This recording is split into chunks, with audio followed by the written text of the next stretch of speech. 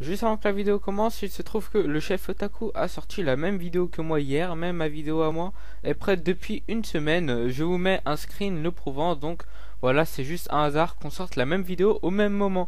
Voilà, bonne vidéo. La puissance dans Dragon Ball a toujours été un sujet tabou. En effet, pendant l'arc Saiyan et Namek, les puissances sont constamment mentionnées pour montrer les fossés entre les personnages.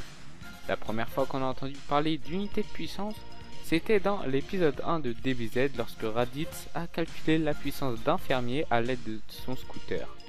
Le rôle principal du scooter est de calculer la puissance des individus, mais il a d'autres fonctions comme la communication, la localisation de personnes et la distance entre l'utilisateur du scooter et un individu. Pour en revenir au fermier, le scooter lui analyse en lui une puissance de 5 unités. Nous pouvons donc apercevoir qu'un humain normal se situe entre 5 et 10 unités. Je dis normal car il existe des humains comme Kame Sennin et Krillin qui eux ont suivi un entraînement surhumain. Nous pouvons en conclure que les surhumains ont une puissance d'environ 200 unités comme le dit Bulma au début de Dragon Ball Z. Ces deux chiffres nous montrent l'écart de puissance entre les différents types d'humains et c'est là qu'on voit l'importance des unités de puissance. Ça permet aux lecteurs ou même aux spectateurs de prendre conscience de la situation et de la supériorité de certaines personnes. La barre des 1000 est dépassée suite à l'arrivée des Saiyans et déjà à ce moment-là on pensait ce niveau assez extraordinaire. Mais nous avons constaté par la suite que ce palier ne va cesser d'augmenter au fil du temps. Lors du combat entre Goku et Vegeta, nous avons comme information la puissance de Vegeta qui est de 18 000. Le palier de 1000 a donc été multiplié par 18 en seulement quelques épisodes, ce qui est absolument énorme pour le moment. Vous avez en plus sûrement déjà entendu cette phrase.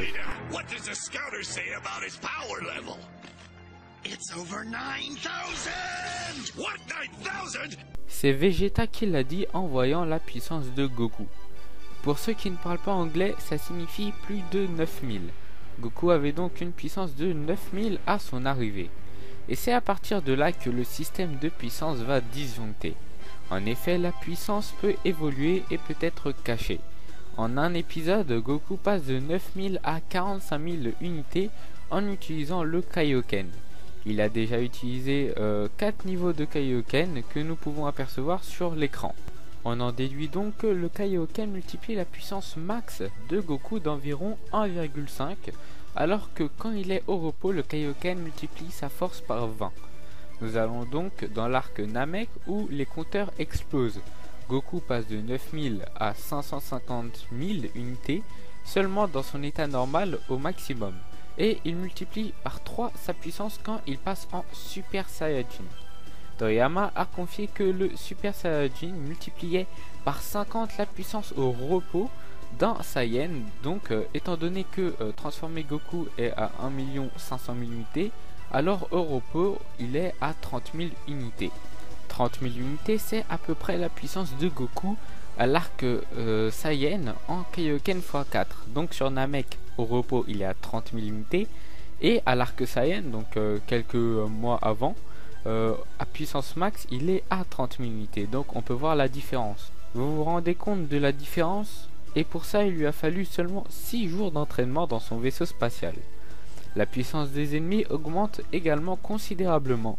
Dans l'arc Saiyan, la puissance max de l'ennemi principal, c'est-à-dire Vegeta, était de 18 000, alors que la puissance max de l'ennemi principal de Namek Freezer est de 1 200 000. Il y a une différence considérable. Les relevés s'arrêtent là dans la série et on peut le comprendre. Les personnages passent de quelques milliers d'unités de puissance à des millions en seulement un mois de jours dans l'anime. Dans le Daizenshu 7, on apprend les multiplications d'unités de puissance au repos en fonction des transformations des Saiyans.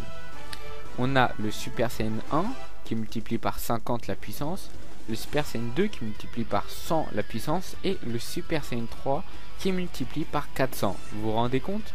La puissance des combattants n'était absolument plus calculable, déjà parce que les scooters ne sont pas assez puissants pour calculer une telle puissance, mais surtout parce que ces chiffres sont démesurés.